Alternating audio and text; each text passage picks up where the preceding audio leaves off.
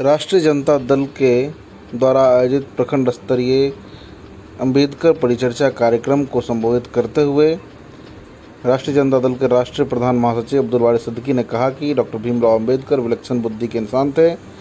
England के Cambridge विश्वविद्यालय के छात्र थे, जहां उनकी सादगी और विलक्षण विचारों को पहचाना गया और विश्वविद्यालय में उनकी तस्वीर लगाई गई।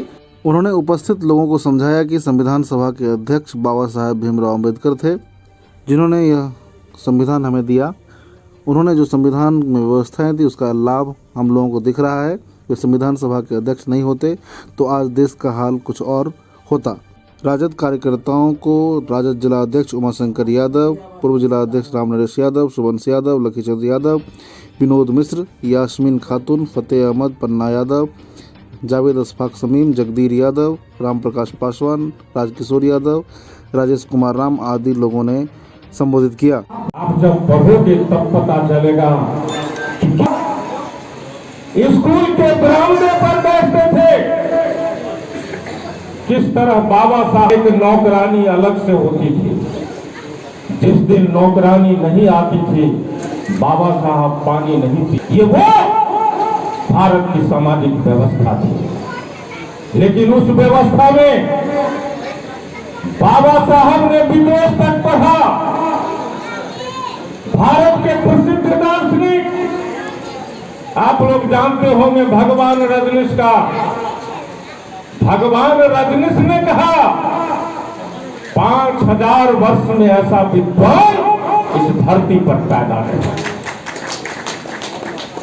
अगर आप पूरे डॉक्टर भीमराव अंबेडकर के वांग्मय को आप देखेंगे तो मुझे नहीं लगता है कि आज कोई भारत में ऐसा विद्वान होगा जिसकी 40 भाग में डॉक्टर भीमराव अंबेडकर की बहुत मोटी मोटी इतने बड़े विदेश में पढ़े, 4 विषय के पीएचडी थे, 9 भाषा के जानकार थे। लाइब्रेरी में 5000 पुस्तकें थी। ये था भीमराव अंबेडकर। किसके बल में संघर्ष किया? शिक्षा। और डॉक्टर भीमराव अंबेडकर, आज यहां से सभी साथी संकल्प लेके जाओ, डॉक्टर भीमराव अंबेडकर के पूरे वांग्मय को अगर तुम पढ़ोगे तो सिर्फ 3 शब्द निकल कर आता है। शिक्षित बनो, संगठित हो, संघर्ष करो। 3 शब्द, सबके मूल में शिक्षा है। अगर तुम शिक्षित नहीं बनोगे तो तुम अपने अधिकार को नहीं समझ सकते। अधिकार को समझने के लिए जो डॉक्टर भीमराव अंबेडकर ने तुम्हारे हाथ में भारत की आईन दी है, भारत का संविधान दिया है, उस संविधान को समझने के लिए, उस संविधान में जो तुम्हारा अधिकार है, जो हक है, उस अधिकार को समझने के लिए तुमको शिक्षित बनना पड़ेगा। अगर तुम शिक्षित नहीं बनोगे तो मनुस्मृति के जगह पर भारत का संविधान बना के डॉक्टर भीमराव अंबेडकर ने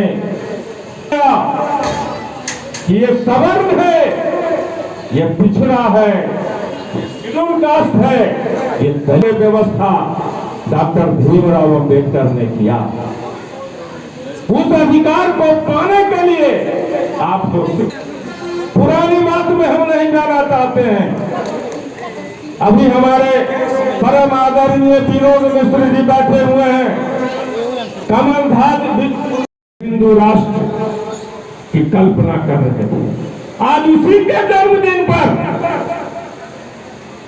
भारत के नए संविधान का, लोकतंत्र के सबसे बड़े मंदिर का आज जो इस देश में परोक्ष रूप से मनुवादी जो व्यवस्था है, जिसका कंसेप्ट है, जो हम मनुस्मृति के आधार पर इस देश वही लागू करना। इसीलिए साथियों, आने वाले चुनाव में लालू प्रसाद यादव नेतृत्व में और तेजस्वी यादव के नेतृत्व में जो कारवां बढ़ा है, उस कारवां को आगे जरूर बढ़ाना। आजाद जब देश हुआ था यही मनुवादी लोगों ने गांधी की हत्या की थी। वह देख फटी किसकी छाती, पहचान को निश्चित गिरा, किसके किस्मत में आग लगी, किसका उगता भाग्य गिरा। ये लाश मनुष्य की नहीं, मनुष्यता के भाग्य विधाता की। ये अर्थी गांधी की नहीं चली, ये अर्थी चली भारत के मानवता की। उसी दिन से देश संघर्ष कर रहा है। जो इस देश में कट्टरपंथी लोग हैं, वो बहुत चुपके से अपने साजिश से कट्टरता की ओर ले जाना चाहते हैं। 28/5/2023 तक एक पखवाड़े का यह परिचर्चा कार्यक्रम किया गया है और इस परिचर्चा में हमारे बिहार प्रदेश के हमारे सम्मानित राष्ट्रीय जनता दल के राष्ट्रीय प्रधान महासचिव बहुत ही हम लोगों के कहने पर यहाँ आए हैं। सबसे पहले इस दरभंगा का नाम रोशन करने वाले मैं माननीय पूर्व मंत्री श्री अब्दुल बारी सिद्दीकी साहब का हार्दिक अभिनंदन एवं स्वागत करते हैं। साथ ही इस परिचर्चा में बिहार प्रदेश से आए हुए आप लोगों को बुलाने का जरूरत इसलिए पड़ा, जो हमारे पुरखे जो इतना बलिदानी देकर, इतना संघर्ष करके और जिस संविधान को बनाया है, उस संविधान पर अभी खतरा है और वह खतरा इस माध्यम से है जो हमारे संविधान में यह गई है, जो हम उसका काम भी कर सकते हैं। हमारे पूर्वज ने उस संविधान में हमें हर वह अधिकार दिया है जिससे हम संघर्ष करके सब कुछ प्राप्त कर सकते हैं और वह अधिकार हमें बाबा साहब के माध्यम हमारे पूर्वजों ने दिया है और उसको संजोते हुए डॉक्टर राम मनोहर लोहिया, जयप्रकाश नारायण, कर्पूरी ठाकुर जी और माननीय राष्ट्रीय अध्यक्ष लालू प्रसाद यादव जी भी संघर्ष करते आ रहे हैं और हमारे पूर्वजों को उस मनु व्यवस्था को लागू करने के लिए उस संविधान में वह लोग भी संघर्ष करते आ रहे हैं। हमारे आवाज को दबाने के लिए हमारे नेता को परेशान करते आ रहे हैं, चाहे वह लोहिया जी हो, कर्पूरी ठाकुर हो, जयप्रकाश नारायण यादव हो या वर्तमान में हमारे माननीय लालू प्रसाद यादव जी। सही कारण है जो उस संविधान को वह पलट देना चाहते हैं और उस संविधान में मनुवादी जो मनु स्मृति का जो किताब हमारे बहुत से वक्ता ने उस पर बोल दिए हैं, इसलिए मेरा बोलना उस पर उचित नहीं है। जब वह लागू हो जाएगा तो हमें वोट देने का अधिकार से वंचित कर दिया जाएगा। साथ ही जब हम वोट देने के अधिकारी ही नहीं रहेंगे तो क्या आप जानते हैं अभी जो हमारे बीच इतने समाजवादी के योद्धा विधानसभा पहुंचे, सांसद भवन पहुंचे और यहाँ तक कि सरकार भी बनाने का काम किया, क्या यह हो सकता? हमारे पूर्वजों का जो संघर्ष है, उनका जो बलिदानी है, मैं आप लोगों से निवेदन करता हूँ जो उनके बलिदानी को जब हम यहाँ से जाएंगे, हर गांव मोहल्ला टोला कस्बा में जब जाएंगे तो अम्बेडकर के विचारों को लेकर जाएंगे। सबसे पहले मैं अपने घर जाऊंगा तो मैं अपने माता बहनों, पिता पुत्र सभी से चर्चा करेंगे पहले अपने घर में। जो हम प्रखंड अम्बेडकर परिचर्चा केवटी के धरती, वहाँ अम्बेडकर के विचारों को रखा गया था जिसमें मैंने सीखा है। सबसे पहले इस चर्चा को हम अपने घर में करेंगे और घर के सीखी गई बात है उसको रखने का काम करेंगे। तब हर माननीय श्री लालू प्रसाद के राहों को और इस पर चर्चा का मतलब समझ सकेंगे, क्योंकि हमें उनसे भी बात होगा, हमें लड़ना भी होगा, क्योंकि उस चौक पे मनुवादी भी होंगे और समाजवादी लोग भी होंगे।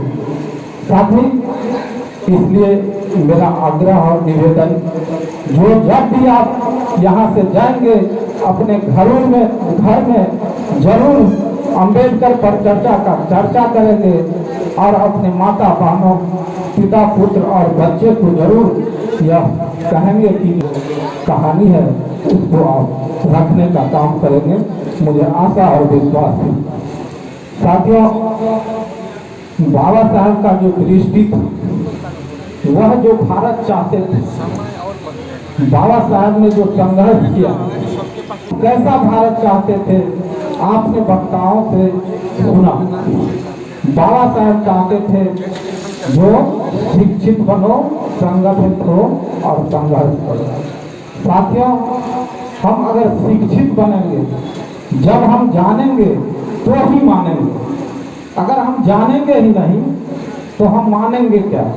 साथी, इसलिए बाबा साहब कहते थे जो अगर हम शिक्षित हो जाएंगे तो हमें मंच पर चढ़ के और इतना ये नहीं कहना पड़ेगा, आप खुद इसको जानेंगे और आप खुद बोलेंगे। साथी, संगठित इसलिए बोला था बाबा साहब ने, 5 वर्ष पहले मनुष्य जब इस धरती पर थे तो उस समय में जातियां नहीं होती थी, सिर्फ मनुष्य होता था। अलग रहे, क्योंकि भाग हमारा फिर भी राग क्यों तुम्हारा, क्योंकि हम अलग अलग हैं। हमको गया है, चमार बना दिया गया है, लुटान बना दिया गया है। साथ ही हमें जो ना हम यादव है, ना मुस्लिम है, ना सिख है, ईसाई है, और हम क्या है तो मैं मानव हूँ और मैं अम्बेडकरवादी हूँ, मैं लालूवादी हूँ। साथ ही जब आप इस संकल्प को अपने आप में लेंगे, इस संकल्प के साथ जिस परिचर्चा में सम्मिलित हुए हैं, हम सब लोग जो उसके सहभागी बन रहे हैं, भले आपको आज ये लगे कि राजनीतिक दलों का जो साधारण कार्यक्रम होता है ये अमूमन उसी तरह का साधारण कार्यक्रम है, मगर मेरा मानना है ये कार्यक्रम साधारण कार्यक्रम नहीं है। अगर आप चले हो अपने दुश्मन से लड़ने के लिए तो आप में ताकत के साथ साथ बुद्धि भी होनी चाहिए, जज्बा भी होना चाहिए। तो परिचर्चा जो चल रही है, तो हम सब लोगों ने श्रद्धा सुमन अर्पित किया है, इसलिए इसे दोहराना आवश्यक नहीं है। मैं उन चीजों को ही आपको लगे या ना लगे, कि महत्वपूर्ण समझे या ना समझे, मगर जो आपका दुश्मन है वो समझ रहा है कि राष्ट्रीय जनता दल ने ये कौन सी परिचर्चा शुरू कर दी है जिसमें संविधान की बातें होंगी, जिसमें अंबेडकर की बातें होंगी, जिसमें अपने स्वतंत्रता सेनानियों की चर्चा होगी, जिसमें त्याग और बलिदान की चर्चा होगी। तो उस त्याग और बलिदान की चर्चा में भारतीय जनता पार्टी या भारतीय जनता पार्टी के नेता कहीं दिखेंगे? कहीं नहीं दिखेंगे। अब बहुत विस्तार से लोगों ने बाबा अंबेडकर के बारे में भी बताया, मगर अछूता जब बाबा अंबेडकर दलित में भी वैसी जाति से आते थे जिनको एक तरह से कुछ दलित और पिछड़े में अछूत समझते थे,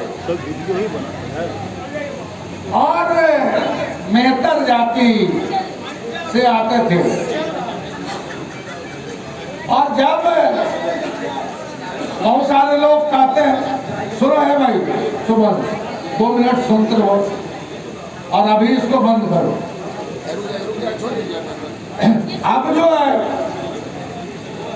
कि जब कुछ लोग ये चर्चा करते हैं, गरीब का बेटा, पिछड़ा का बेटा, दलित का बेटा, इसको बुद्धि कहाँ है?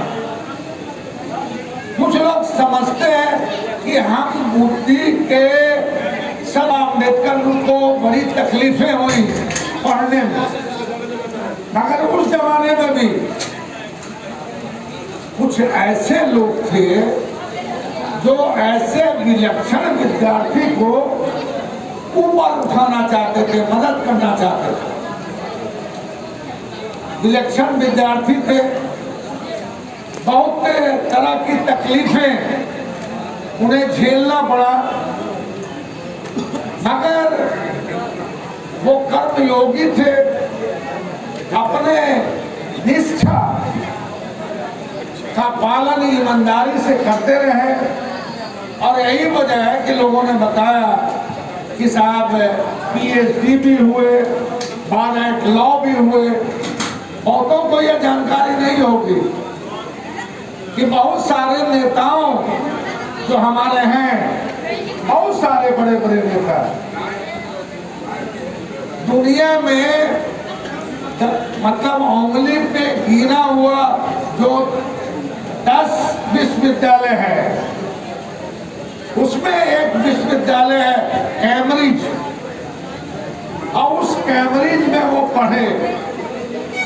और वो कैम्ब्रिज विश्वविद्यालय जहां दुनिया के छात्र उसमें पढ़ने के लिए आते हैं, उस कैम्ब्रिज में जैसे हम राष्ट्रपिता महात्मा गांधी का या अन्य नेताओं की तस्वीर लगाते हैं, मगर कैम्ब्रिज विश्वविद्यालय ने किस नेता का अपने यहाँ जो लगाया तस्वीर, तो वो तस्वीर है बाबा भीमराव अंबेडकर का। और बाबा भीमराव अंबेडकर की जयंतियां मनाई जाती है।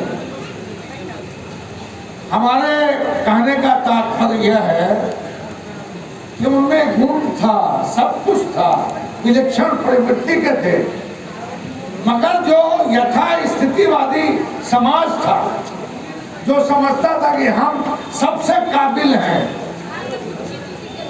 उन्होंने उनसे बहुत दूरी बनाई।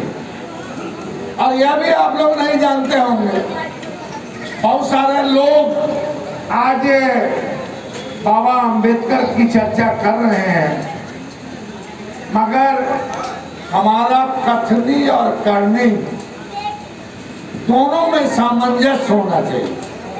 हम जो अगर कहते हैं तो ईमानदारी से उसका पालन करना चाहिए। अब संविधान सभा बनी, संविधान बनाने के लिए, उससे पहले चुनाव हुआ देश में।